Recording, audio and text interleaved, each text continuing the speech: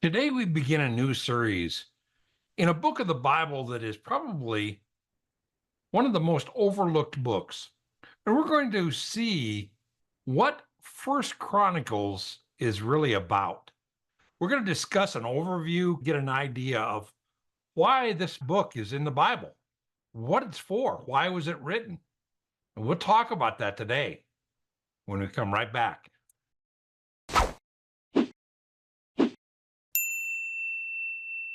Hi, and welcome to Bible Study with Friends, where our goal is to help you get more impact from your Bible study, to study, to mark it in your Bible, and to get more application of what it can mean to your life.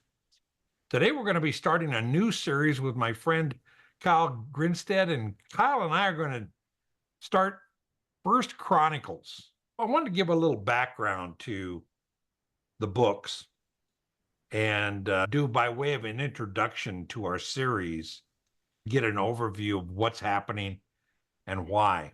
I want to ask the question, Kyle, what does chronicle mean? There's like a record, like an account or a record of something. Okay. And there's a couple of nuances to that.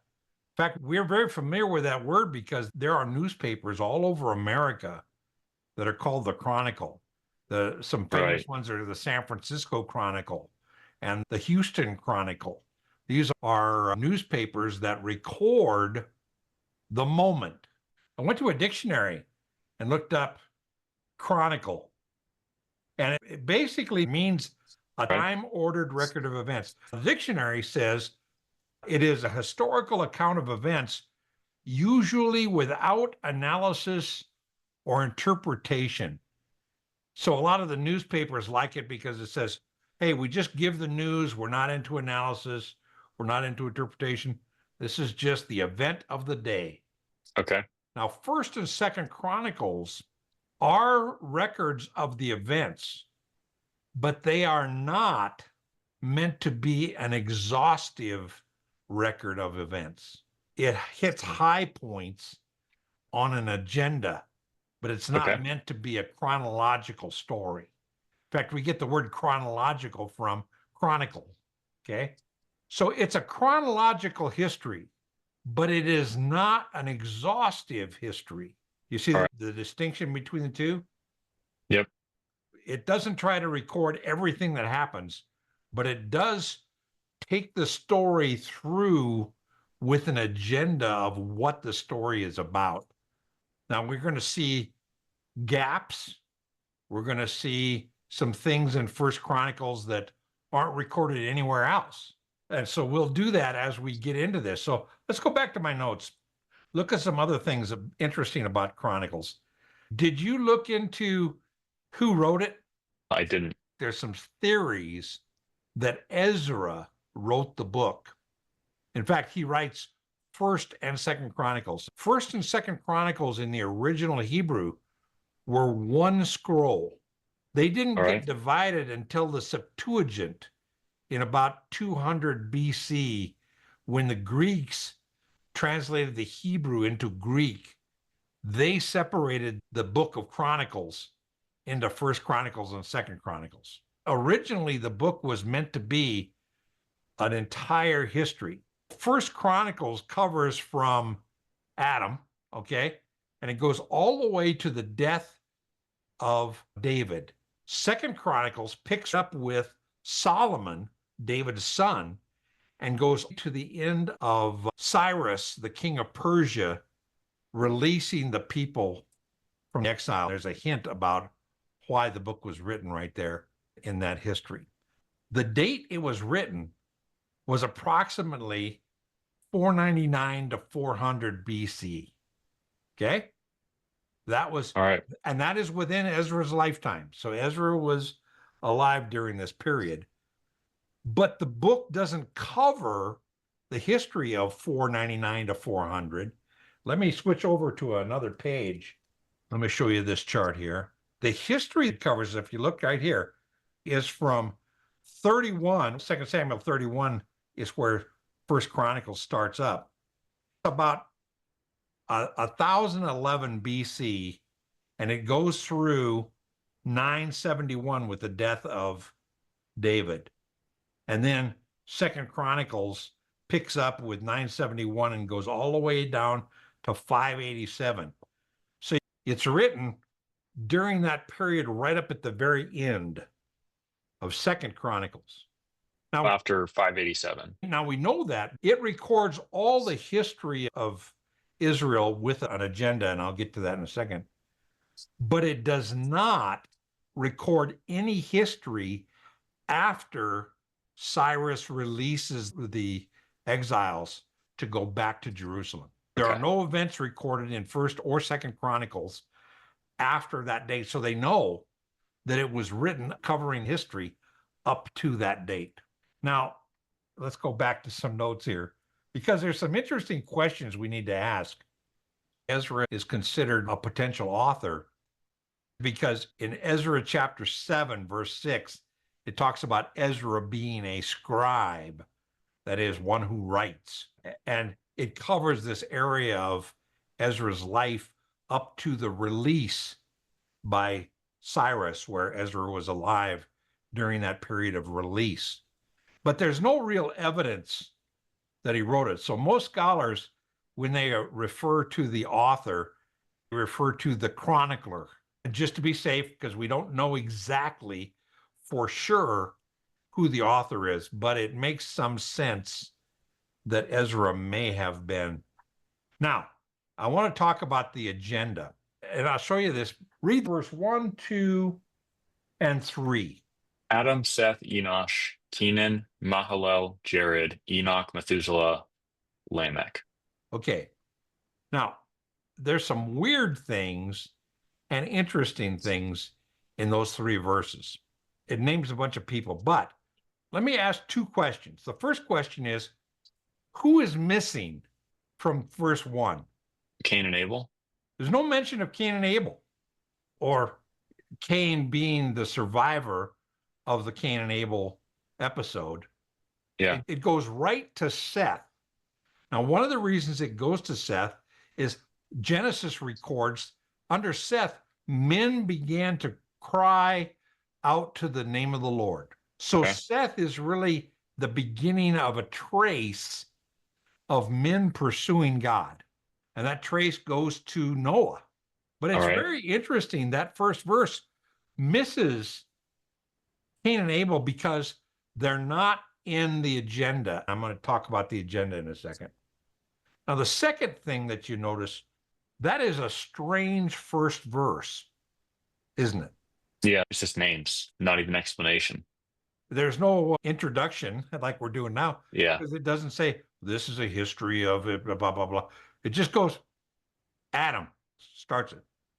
So it's one of the strangest openings to a book. And it goes right into 9 chapters of genealogies straight. It's 9 chapters of names. And that's why a lot of people, when they start to read First Chronicles, they go, oh man, I'm going to give up.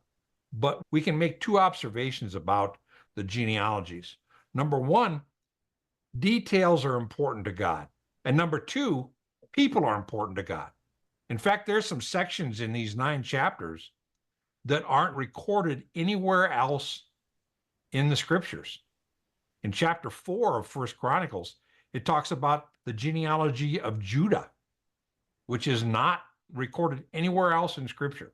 It's interesting that God's focus right from the very beginning of First Chronicles is on the people and details about the people. Something we're going to notice as we go, as an overview, when it says the son of, it may not be he was my dad. It may be he was my granddad or great granddad even. It basically means the offspring of that name. The English translators have chosen to do the son of, but it basically means the offspring of, the descendant of, okay? And you'll see in First Chronicles some of the genealogies, like in verse 1, where it goes from Adam and skips the generation of Cain and Abel and goes right to Seth, the next brother. Yeah. So it skips around. Yeah. One of the reasons for that is, let's consider the purpose of the book. We saw in verse 1 that it opens up with this, immediately goes into a line. You ask the question, why was this written? What prompted the writer to write this? Flip over to Ezra chapter 2, and we're going to read from verse 59 to 63. Cyrus is about to release the people to go back to Jerusalem. Now these were the ones who came up from Telmelah, Telharsha, Cherub, Adon, and Immer, but they were not able to provide evidence of their fathers' households and their descendants, whether they were of Israel. The sons of Deh, the sons of Tobiah, and the sons of Nekoda, 652. Of the sons of the priests, the sons of Hobiah, the sons of Hakaz, the sons of Barzillai, who took a wife from the daughters of Barzillai the Gileadite, and he was called by their name.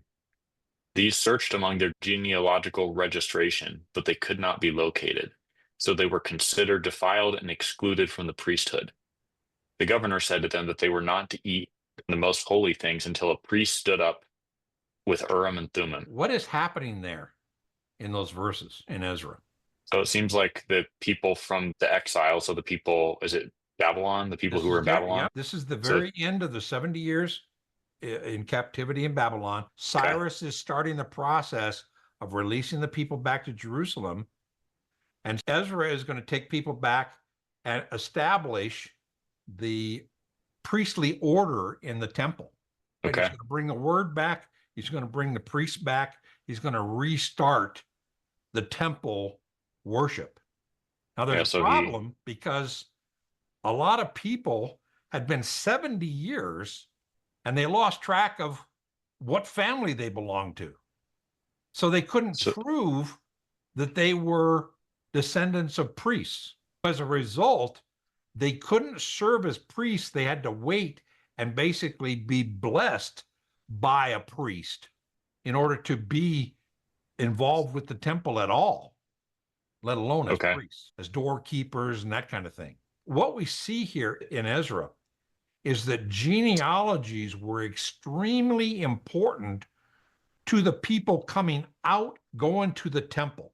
So what we have for an agenda of First Chronicles is we want to establish a history of who these people were, their family roots, and the history of the Jews through the temple service, the temple worship, leading to the line of Messiah, who is going to reign in Jerusalem. Cyrus says, we're going to release the people to go to Jerusalem, and they're going to rebuild the city, and they're going to rebuild the temple. In fact, he paid for part of the rebuilding of the temple. And that is going to reestablish the temple as the center of the worship of God. And it's going to reestablish Jerusalem as the place where Messiah was going to rule. Kinds of prophecies about that in Isaiah way before the captivity. Yeah.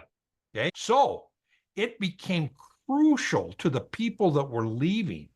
The first time Ezra takes people back, he takes over 4,000 people to Jerusalem with the stuff from the temple. To do that, he wanted to say, okay, you want to go back? What's your genealogy? What family do you belong to? So that when we get back, we'll know what your lineage is. Yeah. Especially identifying the 12 tribes. What of the 12 families of the sons of Jacob, who becomes Israel, how do you fit in the 12 tribes of Israel?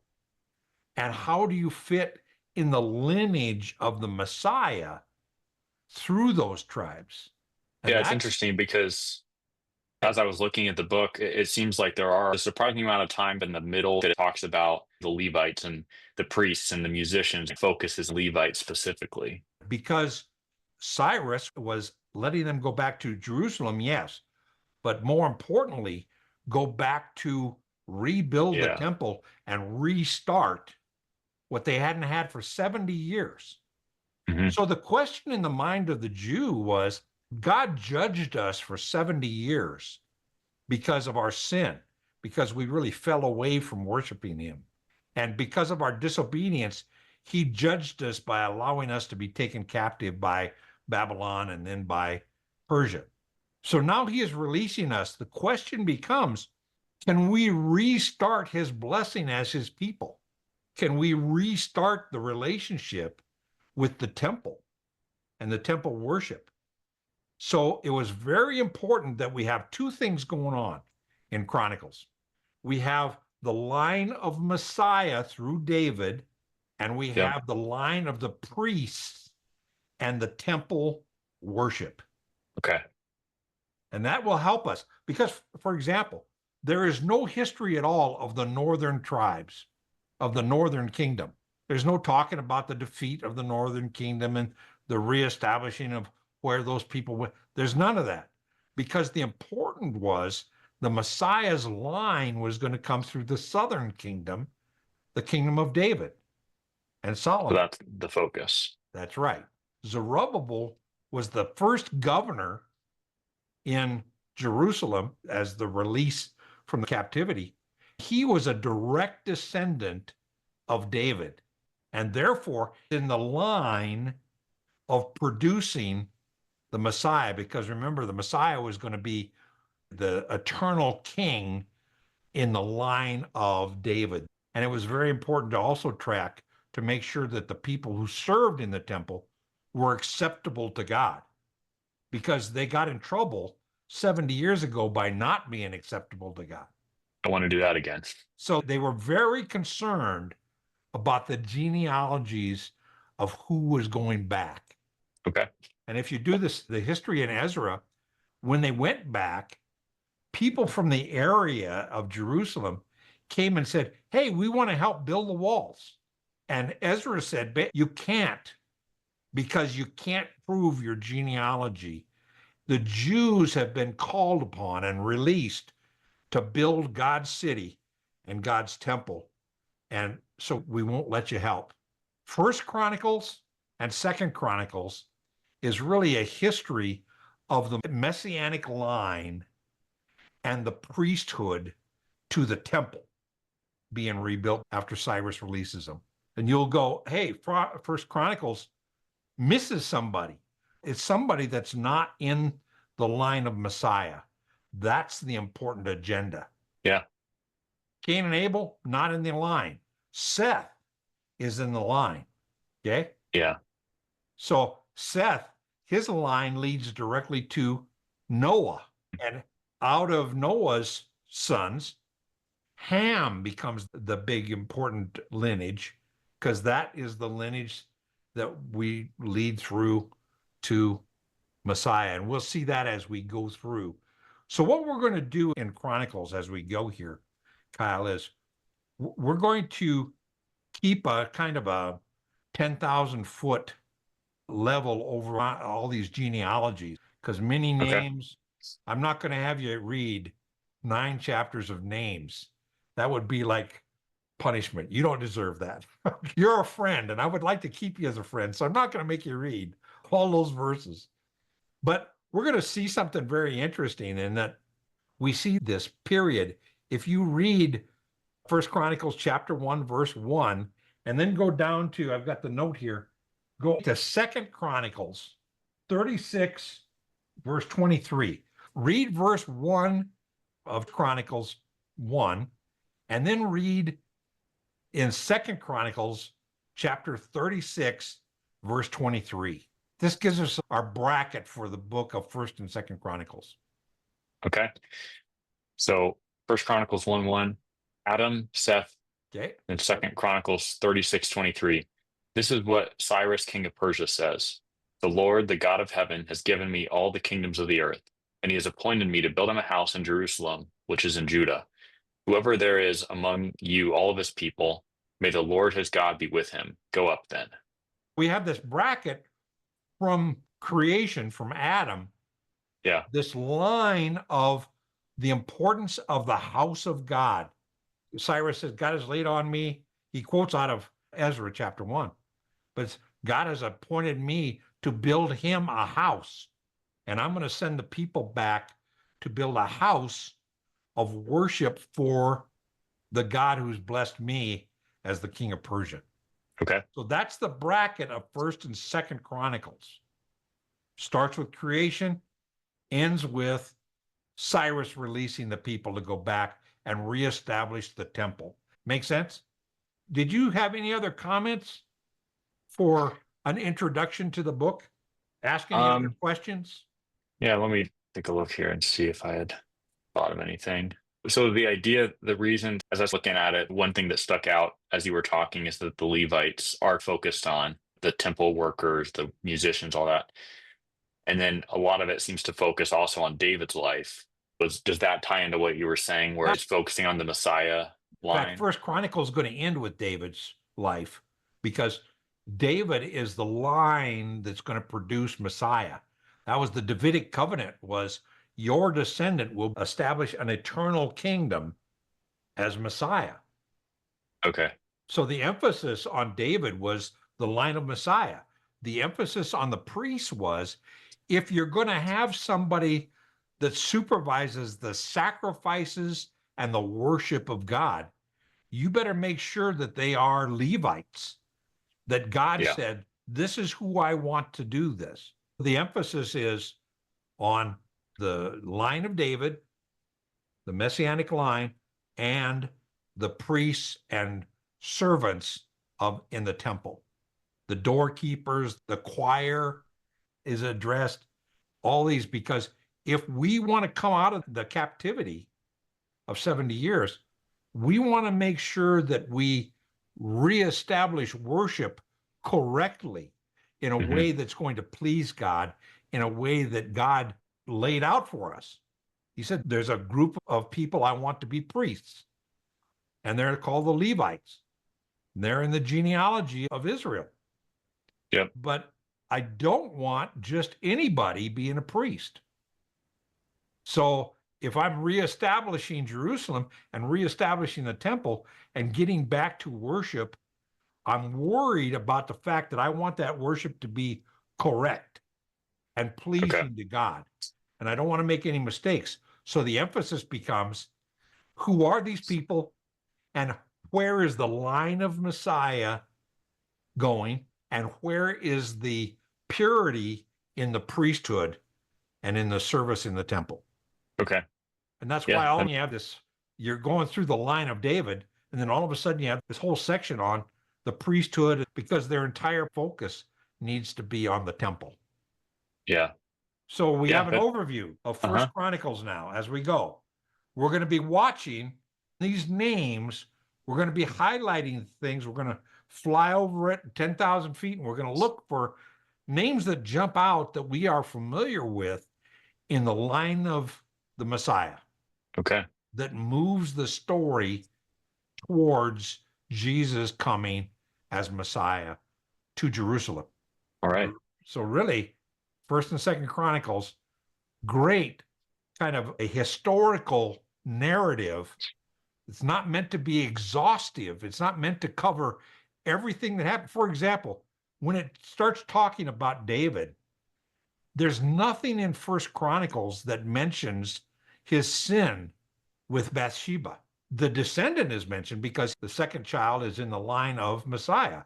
The sin itself is not pertinent to the history of the lineage to the temple and the priests and Messiah. We'll keep our eye out for that as we go. Next week, we're going to start at chapter 1. And let me go here to this first verse. Let me show you what I've done. I've outlined the book of First Chronicles. The first part, the first 9 chapters, is the royal line of David. Okay? Okay.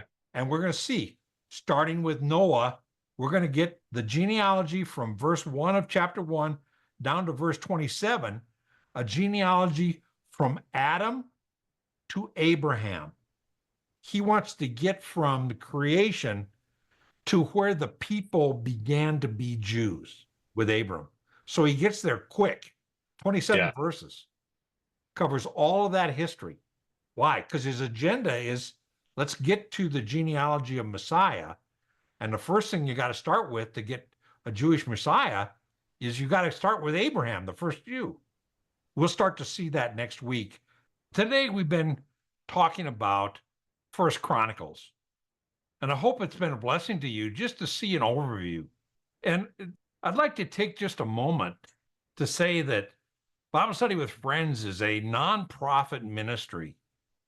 We are here and doing content, hopefully, that is a blessing to you, purely on a supported basis. We have donors all over the world that give to us, that support the content. And if this has been a blessing to you, I would encourage you to think about buying us a cup of coffee. Just anything you'd like to do to support the content, support us, that we can continue to put out content like the series in First Chronicles. Go to the link in the description below. You'll see an easy way to hit that, and you can donate any amount of money as regularly as you'd like to, or even a one-time gift. And we'd appreciate that very much. Now, we're going to get back to our series next week. And until then, God bless you.